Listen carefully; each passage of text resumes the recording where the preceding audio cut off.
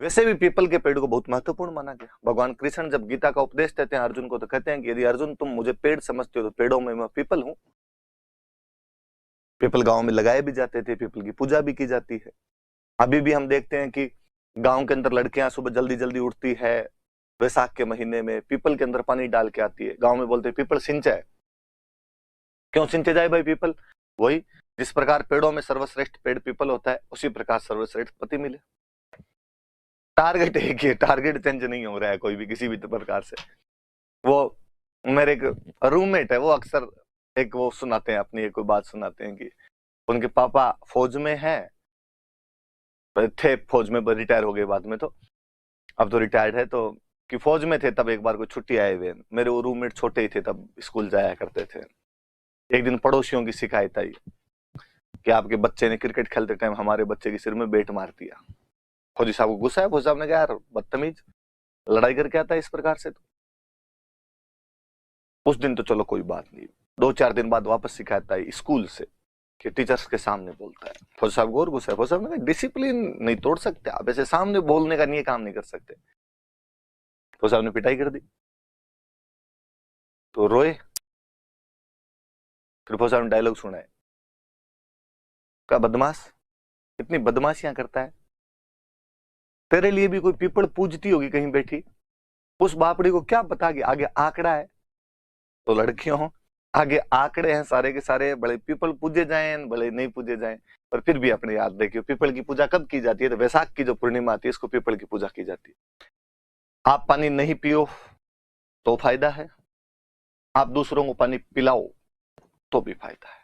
कहते हैं अर्जुन ने भगवान कृष्ण से एक बार पूछा कि भगवान कृष्ण यदि कोई एक व्रत रखना चाहूं तो कौन सा व्रत रखूं जिससे मुझे सारे अन्य व्रतों का भी फल प्राप्त हो? भगवान कृष्ण मुस्कुराकर बोले कि अर्जुन तुम निर्जला एकादशी रख लो। तो निर्जला एकादशी का वो प्रताप मिलता है, तो आप भी निर्जला एकादशी का व्रत करना, आप खुद मत पीना, दूसरों को पानी पिलाना। और यहाँ अक्सर अपने गाँव में देखते ही हैं कि लोग दूसरों को पानी पिलाना पसंद करते ही हैं। मैंने जयपुर में ये व्यवस्था ज्यादा देखी कि यहाँ पर खूब जगह जगह पर लोगों प्याऊ टाइप की लगा, सबील बोलते हैं उनको, तो वो लगा लेते हैं और उन छबीलों के अंदर लोगों को पानी पिलाते हैं, ठंडा पानी रखते हैं। मैं तो एक बार जब नया नया यहाँ पर आया था तो एक दिन पुलिये से नीचे ढल रहा था, नहीं बाइक भी ढंग से चलानी आती नहीं थी, डरता डरता ही चलाया करता था। पुलिये से नीचे उतरते टाइम बाइक के सामने 4 मुस्टंडे टाइप के भाई लोग आए और उन्होंने कहा साइड में लगा ले। मुझे लगा यार आज पीछे कोई गलती हो गई होगी, हो सकता है किसी गाड़ी वाड़ी में टच हो गई और आज ये पिटेंगे जिसमें शक नहीं है। अपने डरते डरते पूछा भैया भैया क्या हुआ, क्या बात? उन्होंने कहा अरे साइड में तो लगाओ आप। मतलब यार लगा ही लेते हैं कि उठा के नीचे नहीं फेंक दे, मुस्टंडे और ढंग के। मैं बहुत पतला सा दुबला सा हुआ करता था उन दिनों में। बाइक साइड के अंदर लगाई, चाबी लेके उनके पास वापस गया कि हाँ भैया। तब मेरी नजर पड़ी कि उन्होंने ठंडे पानी के मटके वटके रख रखे थे, बर्तन वर्तन रख रखे थे, एकदम चिल्ड चिल्ड शरबत ला के मुझे उन्होंने दिया और कहा लो ये पीजिए। और तब मेरी सांस में सांस आई, मगर ये तो उन्होंने कहा आज निर्जला एकादशी आपको पता ही नहीं, और हम तो आज पुण्य कर रहे हैं, हमने निर्जला एकादशी का व्रत रखा है, हम खुद तो पानी पी नहीं रहे हैं, आपको पानी पिला रहे हैं। भैया इससे क्या होगा? आप देखो आप इतनी गर्मी के अंदर यदि ठंडा पानी पियोगे आपकी आत्मा तृप्त नहीं होगी। हाँ यार ये बात तो सही, इतना ठंडा पानी पिलाया आपने गर्मी में, अच्छा तो फील होता है। तो आपके दिल से जो दुआएं निकलेगी वो दुआएं हमें मिलेगी, इसका फल हमें प्राप्त हो। मैंने उनको मुस्कुरा के कहा भैया चिल्ड चीजें तो कहीं और भी होती है, कोई दूसरी चिल्ड चीज पिलाते तो दुआ शायद ज्यादा नहीं निकल जाती, पानी क्यों पिलाया जाए? वो बात है, पर पानी तो पिला ही देना चाहिए कम से कम। तो निर्जला एकादशी का व्रत किया जाता है भाई। उदयपुर में इस दिन पतंगे उड़ती है, उदयपुर में इस दिन पतंगे उड़ाई जाती है, पतंगों का सीजन है ये। वही जो मैंने पहले भी आपको बताया होगा कि पतंगे उड़ाने के लिए त्योहार नहीं होता, पतंगे उड़ाने के लिए सीजन चाहिए। जब मौसम साफ होगा तब पतंगे उड़ेगी। जयपुर वाले मकर संक्रांति पर पतंगे उड़ा लेते, उदयपुर में निर्जला एकादशी पर पतंगे उड़ा लेते हैं, बीकानेर वाले आखा तीज पर पतंगे उड़ा लेते हैं, जहां तक मुझे याद आता है जोधपुर साइड वाले रक्षाबंधन पर पतंगे उड़ा लेते हैं। क्योंकि जब जिनके मौसम साफ रहेगा तब पतंगे उड़ेगी यार, स्वाभाविक सी बात है। और जयपुर में मकर संक्रांति पर मौसम साफ हो जाता है, जयपुर में बड़ा त्योहार है इसलिए पतंगों का नाम आते ही सबसे पहले जयपुर याद आता है। मुझे लगता है यार मकर संक्रांति पर हमारे बीकानेर साइड में, चूरू साइड में तो कोई पतंग उड़ा ही नहीं सकता, क्योंकि मकर संक्रांति पर इतना घनघोर कोहरा रहता है कि बंदे को बंदा ना दिखाई दे, 10 मीटर की दूरी पर खड़ा क्या है ये ना दिखाई दे, तो वहां पर पतंगे उड़ाएगा ही कोई कैसे? जयपुर में ठंड पड़ती नहीं है, पड़ती है तो गुलाबी ठंड पड़ती है, मकर संक्रांति तक तो ठंड बिखर उड़ जाती है पूरी तरीके से, इसलिए यहाँ पर इजीली पतंगे उड़ाई जा सकती, तो यहाँ पर लोग पतंगे उड़ा लेते हैं इस दिन। तो वो जयपुर में ठंड कम पड़ती है तो मुझे और याद आता है, मैं आगे हस्तकला में और पढ़ाऊंगा आपको कि जयपुर में एक रजाई मिलती है, इसको पाव रजाई बोलते हैं। पतली सी, एकदम पतली सी रजाई होती है। हम छोटे थे, बच्चे थे, तब तो यूं बातें करते घरों के अंदर की जयपुर वाली रजाई है ना, माचिस की डिब्बी में फिट हो जाती है। अभी इतनी नहीं होती पर एकदम पतली सी रजाई होती है। अब जयपुर की पाव रजाई फेमस है क्योंकि जयपुर में ठंड इतनी पड़ती है, पाव रजाई से रुक जाती है। मुझे लगा यार ये पाव रजाई कोई अपने चूरू में उड़ के सो जाए तो सुबह तक पाव मिले, 3/4 आदमी गायब हो जाए। 2.5 किलो वाली 2 उड़ के सोते हैं तो भी सुबह तक हालत खराब हो जाती है। पर जयपुर में भाई ठंड पड़ती ही नहीं, इसलिए अपने आप में मकर संक्रांति पर आप उड़ा लो। इधर बाणगंगा वाली कहानी जहां तक मुझे याद है मैं सुना चुका हूं आपको, मैंने बताई भी थी आपको बातें कि विराटनगर में राजा विराट राज किया करते थे महाभारत काल में, और राजा विराट के पास में अज्ञातवास बिताया था पांडवों ने। पांडव अपना अज्ञातवास बिताने के लिए यहाँ पर आए थे। और फिर मैंने संभवतः आपको कहानी बताई होगी कि पांडव जब अपना अज्ञातवास यहाँ पर काट रहे थे उन दिनों के अंदर, और गुरु द्रोणाचार्य को इस बात का पता चला कि यार पांडव आजकल वहां पर विराटनगर में रह रहे हैं। और ऐसी बात थी कि यदि अज्ञातवास में कोई पांडवों को पहचान लेगा तो उनको फिर से 12 वर्ष का वनवास और 1 वर्ष का अज्ञातवास काटना पड़ेगा। द्रोणाचार्य ने कहा उनको, आपके कौरवों को कहा कि आजकल पांडव वहां पर छिपे हुए। और फिर हमने ऐसी कई कहानियां पढ़ी थी कि सुनाई थी मैंने आपको कि शायद मेरे जहां तक याद आता है मैंने ऐसा कुछ बताया था आपको जब जनपद पढ़ा रहा था। चलो मैं वापस बता दूं जो बात है मोटी मोटी सी। और द्रोणाचार्य ने कौरवों को कहा कि भाई वहां पर रह रहे हैं, और तो दुर्योधन ने कहा भाई उनको बाहर निकालने का तरीका क्या हो, और कहा गया कि भाई अपने आक्रमण किया जाए यहाँ पे, और आक्रमण करके इनकी गायें चुरा ली जाए। सच्चा क्षत्रिय होगा तो गायों को बचाने के लिए पक्का बाहर आएगा। कहते राजा विराट उस दिन शिकार करने के लिए बाहर गए हुए थे, युधिष्ठिर भी बाहर गया हुआ था, और कौरव अचानक आक्रमण करते हैं। राजकुमार उत्तर जो कि राजा विराट के बेटे थे, उनको जब आगे सूचना मिली कि अपनी गायें चुरा कर लेके जा रहे हैं, वो लड़ने के लिए तैयार होते हैं, लड़ने के लिए जाते हैं। अर्जुन जो कि बृहन्नल्ला नपुंसक बनकर राजकुमार उत्तर की बहन उत्तरा को डांस सिखाया करता था, वो सारथी बनता है उनका। और कहते हैं कि जब उत्तर से लड़ाई नहीं हो पाती है तो अर्जुन उनको उत्तर को कहते हैं भाई मैं तुम्हारी जगह लड़ लूंगा, तुम चिंता मत करो, तुम यहाँ बैठे रहो। और वो बताते हैं उनको कि मैं अर्जुन हूँ। कहते हैं अर्जुन जब विराटनगर में घुस रहे थे तब अपना गांडीव धनुष जो था वो एक पेड़ पर टांग के आए थे। उस पेड़ से वो अपना धनुष वापस उतारते हैं, और जब उन्होंने धनुष वहां पर रखा था तब उन्होंने कहा था कि हे धनुष देवता, मैं जब भी तुम्हें चलाऊंगा दोबारा तो मैं गंगा के अंदर तुम्हें पवित्र करके चलाऊंगा। लेकिन अब यहाँ गंगा कहाँ से लाते? तो कहते अर्जुन ने गांडीव हाथ में लिया, सबसे पहला तीर उन्होंने धरती में मारा, उस बाण से उन्होंने पानी निकाल दिया, इसलिए उस नदी का नाम है बाण गंगा, कि वहां पे गंगा निकल के आ गई थी। उन्होंने अपना धनुष धोया और उसके बाद में उन्होंने कौरवों को धो दिया।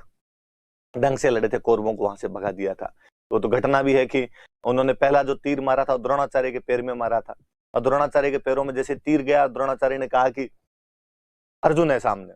कौरवों ने कहा तुम्हें क्या पता अर्जुन है? उनका यार नोट्स मेरे वाले ही हैं, मेरे वाले नोट्स में से आ रही है सब चीजें। और अब देख लेना अगला जो तीर है भीष्म पितामह के चरणों में आएगा। एकदम भीष्म ने कहा आ गया, मेरे तो खुद के ही आ गया। द्रोणाचार्य ने कहा कि अर्जुन मुझे गुरु को और भीष्म पितामह अपने परिवार के प्रथम पुरुष को नमन कर रहा है, बाणों में पैरों में बाण मारकर, कि आज्ञा दीजिए युद्ध शुरू करूं। अर्जुन लड़ा और उसने कहता है वहां से भगा दिया था। कहते वो भागते समय द्रोणाचार्य को वहां पर पकड़ लेता है। द्रोणाचार्य ने कहा कि अर्जुन अब मतलब क्या निकला, क्योंकि हमने तेरे को छठ के दिन देख लिया है। जबकि ऐसा कहा जाता है कि भाई उस दिन उनका अज्ञातवास 14 को खत्म होना था, जबकि वो युद्ध छठ के दिन ही हो गया था, ऐसी बातें हैं। और अर्जुन ने कहा कि गुरु द्रोण नहीं, मैं आपको मार दूंगा, वरना आपको लिखना पड़ेगा यहाँ पे कि मेरे को आपने छठ के दिन नहीं देखा, 14 के दिन ही देखा है। गुरु द्रोण ने वचन दिया कि ठीक है, मेरे से कोई पूछेगा तो मैं यही कहूंगा, जान तो बख्श दूं। उसके कुछ दिनों बाद जब अज्ञातवास कंप्लीट हुआ, एक तो उस घटना के बाद जैसे ही अर्जुन वापस आया, राजकुमार उत्तर ने बताया अपने पिता को कि ये अर्जुन है, तो उन्होंने अपनी बेटी उत्तरा की शादी उसके साथ करनी चाहिए, लेकिन अर्जुन ने इसके लिए मना कर दिया और अपने बेटे अभिमन्यु के साथ शादी करवाई उत्तरा की। और उत्तरा के गर्भ से बाद में परीक्षित पैदा हुए, जो महाभारत के बाद में सम्राट बने थे। अर्जुन और पांडव जब वापस दुर्योधन के दरबार में पहुंचे और दुर्योधन ने हंस के कहा कि अर्जुन युधिष्ठिर अब यहाँ आने का क्या मतलब हुआ? हमने पांडवों में से अर्जुन को छठ के दिन ही विराटनगर के उस युद्ध के अंदर देख लिया था, तो अब तुम्हें वापस 12 वर्ष का वनवास और 1 वर्ष का अज्ञातवास काटना पड़ेगा। युधिष्ठिर ने और अर्जुन ने, पांडवों ने पूछा कि किसने देखा, कौन गवाही देगा इस बात की कि अर्जुन को देख लिया गया था? क्या गुरु द्रोण बता देंगे? गुरु द्रोण से पूछा कि बताओ गुरु द्रोण कब देखा था? और गुरु द्रोण ने कहा कि यार मैंने तो 14 के दिन देखा था, छठ के दिन नहीं देखा था। इसलिए गांव में अभी भी एक कहावत है, अक्सर कोई आदमी ज्यादा बातें करेगी, मैं ये कर दूंगा, मैं वो कर दूंगा, मैंने इतने लोगों को ठोक दिया था, उनको पीट दिया था, मैं इससे नहीं डरता, उससे नहीं डरता। तो गांव में कोई बूढ़े बैठे बैठे कह देते यार चुप रह, कौन सी छठ की चौदस कर दी तू, कौन सी छठ की चौदस कर देता है। मैंने एक बार दादू जी से पूछा कि आप ये अक्सर डायलॉग बोलते रहते हो कि कौन छठ की चौदस कर दे, तो किसने की, किसी ने की भी थी क्या छठ की चौदस? तो वापस कर दे अर्जुन करी, अर्जुन।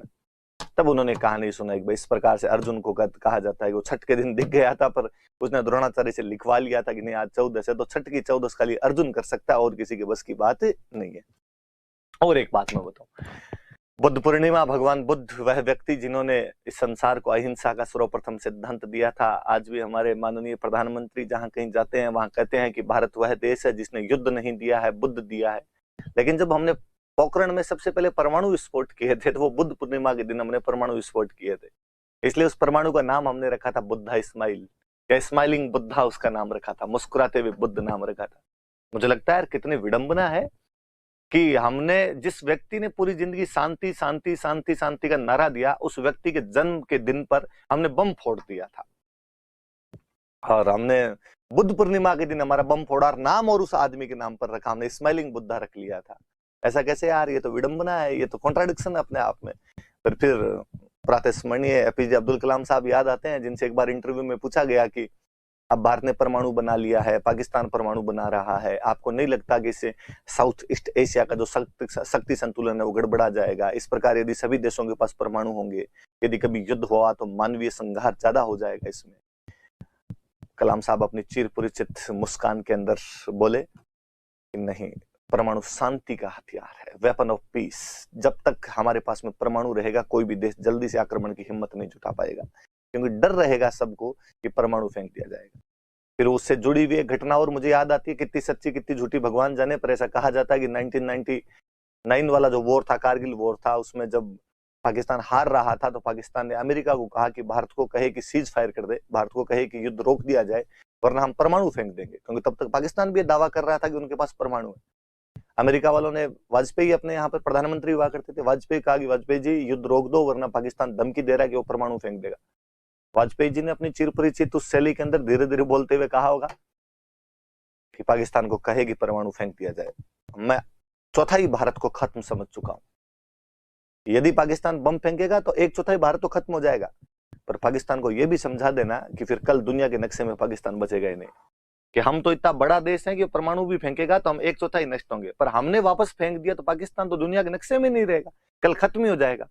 ये भी एक बड़ी बात है कि वो मैन टू मैन फाइट ही रह गई थी, परमाणु वगैरह का इस्तेमाल उसके अंदर नहीं हो पाया था, क्योंकि सबको लगता है कि यार ये भी इस्तेमाल कर लेगा, वो भी इस्तेमाल कर लेगा, तो वो भी याद रहेगी। स्माइलिंग बुद्धा नाम का बम बनाया हमने, तो ये बुद्ध पूर्णिमा का दो